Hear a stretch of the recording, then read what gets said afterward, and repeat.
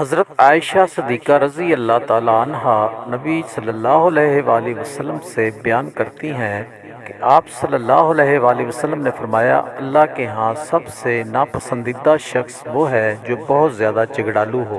حضرت انس بن مالک رضی اللہ تعالیٰ عنہ نبی صلی اللہ علیہ وآلہ وسلم سے بیان کرتے ہیں، آپ نے فرمایا، جانتے ہو چغلی کیا ہے؟ صحابہ نے عرض کیا، اللہ اور اس کا رسول بہتر جانتے ہیں۔ فرمایا، کسی شخص کی بات دوسرے کے سامنے اس طرح بیان کرنا کہ اس کے درمیان فساد برپا کر دے۔ حضرت عبداللہ بن زبیر رضی اللہ تعالیٰ عنہ فرماتے ہیں کہ رسول اللہ صلی اللہ علیہ وآلہ وسلم نے ارشاد فرمایا، وہ شخص کامل مومن نہیں جو اس حال میں رات گزارے کہ اس کے پہلو میں اس کا پڑوسی بھوکا ہو۔ حضرت ابو ہریرہ رضی اللہ تعالیٰ عنہ فرماتے ہیں کہ رسول اللہ صلی اللہ علیہ وآلہ وسلم سے عرض کی گئی، یا رسول اللہ صلی اللہ علیہ وآلہ وسلم، فلاں عورت رات کو قیام کرتی ہے اور دن کو روزہ رکھتی ہے، جبکہ وہ گفتگو سے اپنے پڑوسیوں کو تکلیف دیتی ہے، بہت زبان دراز ہے۔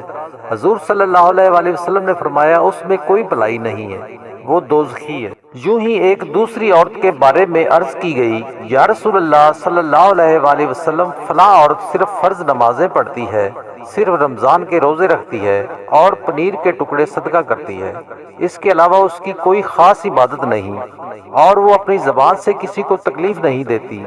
حضور صلی اللہ علیہ وآلہ وسلم نے فرمایا، وہ جنتی ہے۔